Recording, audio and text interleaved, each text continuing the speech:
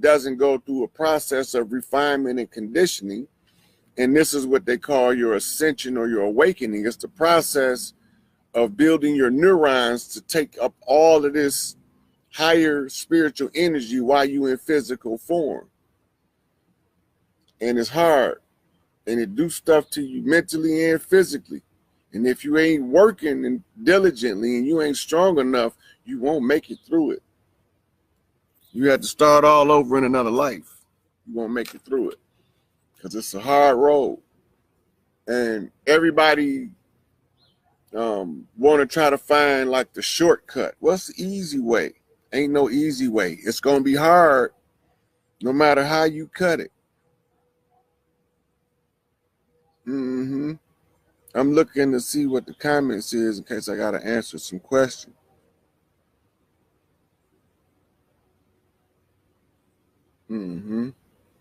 See, in the comments, I'm looking at the mother bonds with the daughters or with the children, period. You know, parents are realizing that they can communicate with their child without being with their child. When you don't have that connection, like my son talk to me all the time. He keep telling me to come get him. You know, but to tell somebody that don't understand the parental bond, they won't really understand it, even if they are a parent. Because everybody that give birth to a child or produce a child is not really a parent. Some of them wasn't meant to have children, and they see children as property. But the ones who really connect with a child, they can communicate telepathically with many different methods of what they call psychic ability, can attach them to their child. And this is when you get back to the hiving of a group of women or create a hive. It's an energy field. And it's sacred geometry. It's the same thing. When they create an energy field within the household, and then those children are inside this energy field. So when the women are in harmony, that's what they call that, the sorority, the sisterhood, the coven.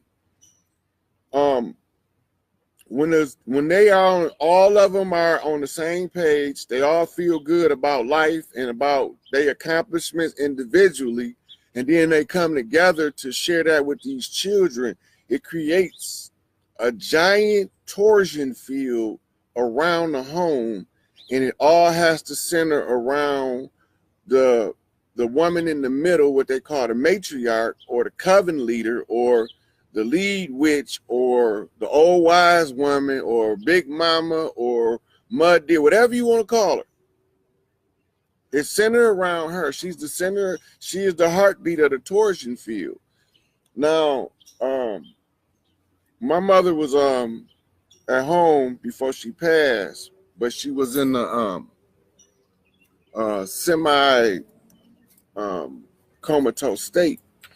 And I was sitting there and I was watching these women that my mother knew that came from different parts of the country. Some of them had never met before they came at this time, because some of the girls were born in another city. Some of them related, some of them not. Now, growing up, I watched my mother cook, and there is like a certain way she move around the kitchen. Now, this is the matriarchal effect.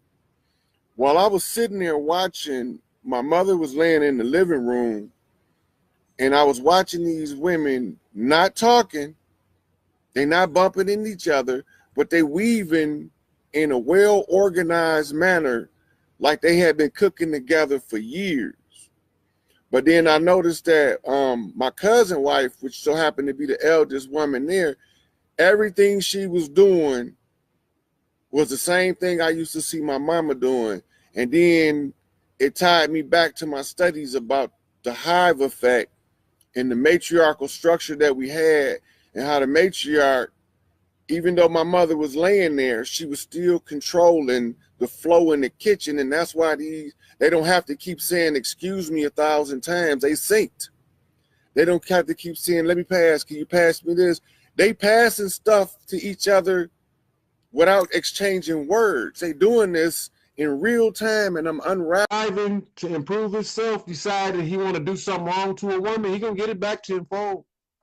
Now, if a woman is in her power, he can't even approach her with no BS. He can't. He gonna automatically skip over her. So like it might be a guy that a girl like on, let's say Facebook, social media, or Instagram or something. She did this dude, but he won't never stay on her page no longer than a couple of seconds. He look like everything she wants, but he won't. No, I ain't messing with her. She's talking that, strong stuff. She's practicing her way. She's in her power. I don't know. A broke man won't approach that. He had to do his inner work in order to make himself presentable to good women. If you don't do no inner work, you're gonna be left with the scraps.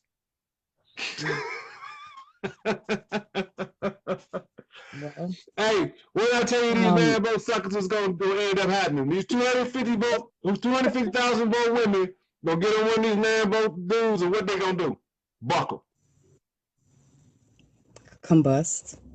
You know what I'm saying? And it's really not even so much about the women. You got to understand, like, because right, to me, when you were talking about feminism, it's kind of retarded to me that people feel like you can take the complete opposite of the same, you know what I'm saying, exact spectrum, and feel like that's the balance. I mean, I understand, right? It's like a seesaw. So if the patriarchal information, right, has been what's holding everything down, yes, I do expect that when that energy is first coming back on, it's like when the seesaw come down, boom, you know what I'm saying? But it's not supposed to stay like that, because we've already learned this is not the balance. So we've got to basically take our time, right, and realize, okay, it is this. What is the yin yang symbol showing you?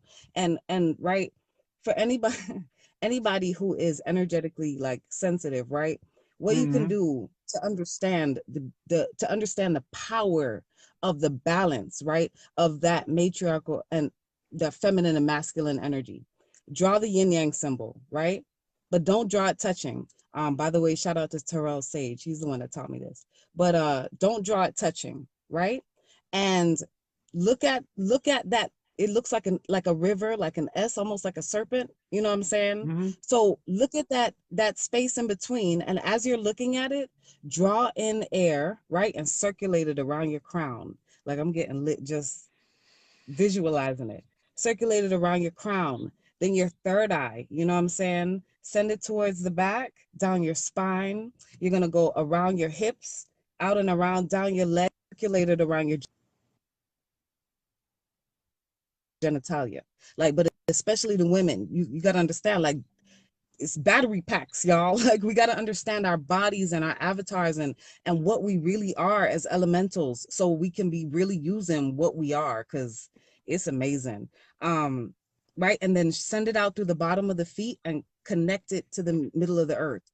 And you know what I'm saying, do this enough and you're gonna feel yourself shoot up, like literally shoot up into the cosmos and be gone. Like, it's amazing. And right, the healing energy that brings, right? So I have the yin yang symbol all over my room. I've stared at that a million times, right? Staring at one side, staring at the other side. But it wasn't until, so it was like it took a visual representation for me to understand that energy in the middle, right? They say that it's masculine and feminine, and in the middle is God. You know what I'm saying? And then check this out. You brought up the yin yang symbol. What you do is in the middle of it, you take a pin and you poke it and you spin it. And you can watch when they go from being separate to when they unify. And it's amazing. Now they got this one symbol of it, which is two fish. I'm sorry. They got one symbol that they use in Buddhism. It's two fish, right? It's a black fish and a white fish. The white fish got a black eye, the black fish got a white eye. But it's the same thing, it's the yin and yang. But when they spin it, the two fish, and you watch it, they end up just turning into a whole different symbol because they're working together now. This is the whole goal of the woman being in her way. Yeah. when a woman walk in her way, when she walk in her strength, then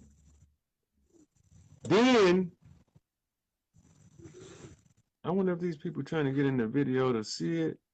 It's telling me to tag people. What that mean? They said, do you want to tag this person in the video? What that mean? Does that mean they requested to be in the video? I don't think so. If it doesn't say to be a guest, I don't think so, no. I think just like I don't know, placing their name on it so it's gonna show up underneath their name. Okay. On their page as well. Okay. So anyway, that opposites in harmony, right? Now you got to remember what they did for divide and conquer. They took those opposites and pitted them against each other. There's no harmony. They took the harmony out of the balance of opposites. So when you take the balance out, then those that are off balance become slightly confused because they're searching for balance. And it's in psychology, it's called cognitive dissonance. I mean that for a slight moment, you're suddenly confused. You got to get back. Whoa, what's going on? It's like when you first wake up in the morning in a strange place, you got to look around and go, oh, yeah, I remember I got here last night at 11 o'clock. It was late. You know, you woke up in a strange place. It took you a minute. That's cognitive dissonance.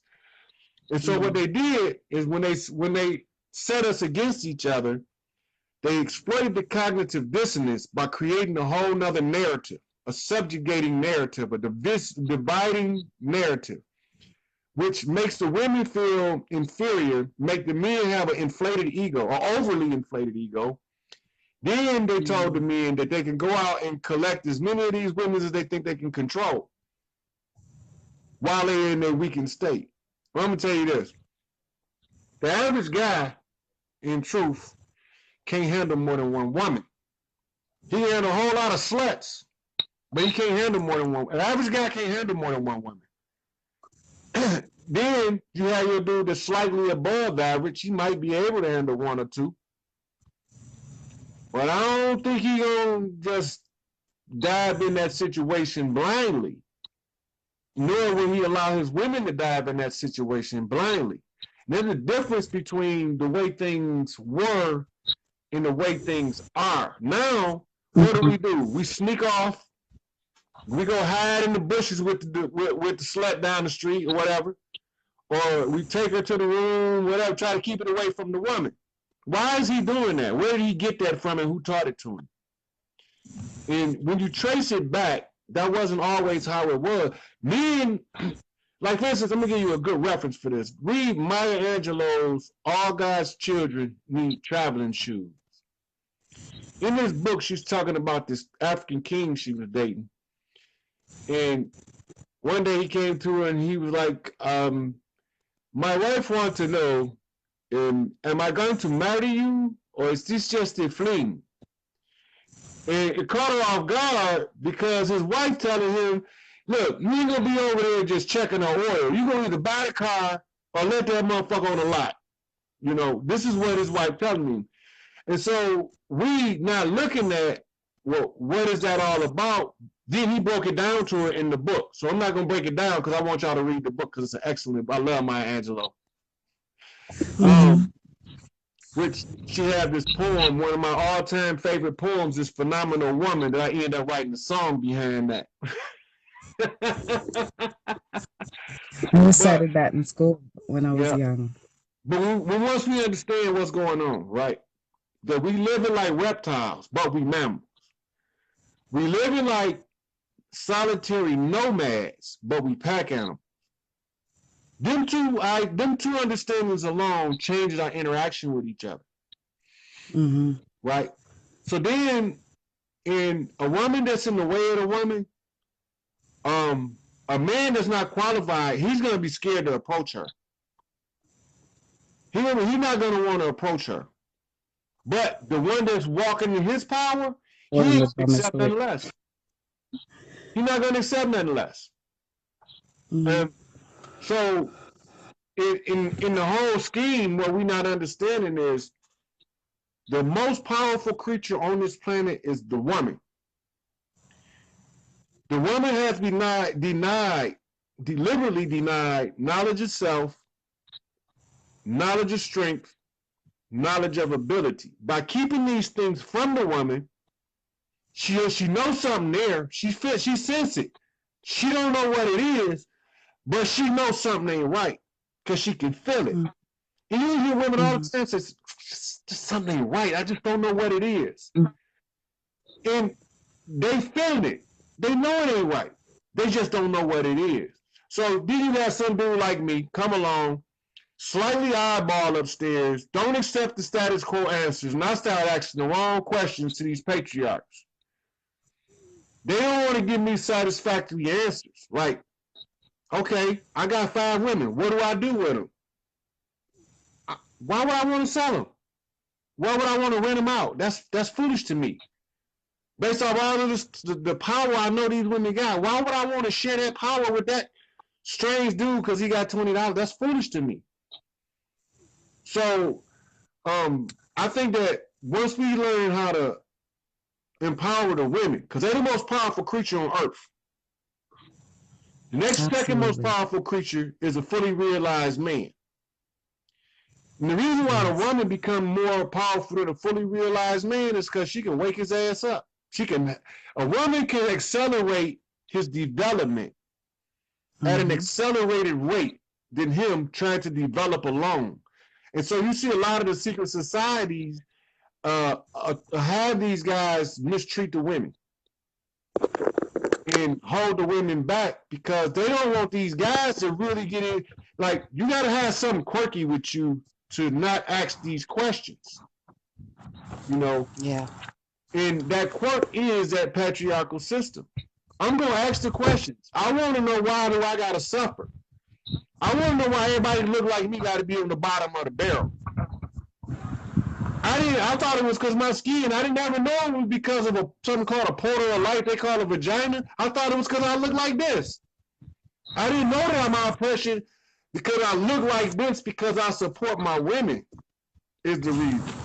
Those who look like me and support their women are going to be the fastest ones to, well, that's the old system. In the old system, they was going to kill them first. They had to get rid of them first because if he started drawing from the power and he let his homeboy know what he doing, and then he teach him that all you need is a couple of these women that can walk in their power, and it'll empower you to go out there and whoop 50 of them motherfuckers, you think he's not going to do it? But they got us under the wrong impression. They got us under the impression that the power comes from the man's authority. That's not the source of the power. Take the battery off his ass. Because a woman, if a man do enough wrong to women, and they mess around and they get together, like, let's say, for instance, that Cosby panel. If he really did that to the women and they sat on that panel and they looked at each other, they could just turn his mitochondria off. What are you going to do then? They just disconnected his battery from the entire network. What are you going to do? Now, a lot of guys, they would be definitely enraged by me saying this, but it's the truth.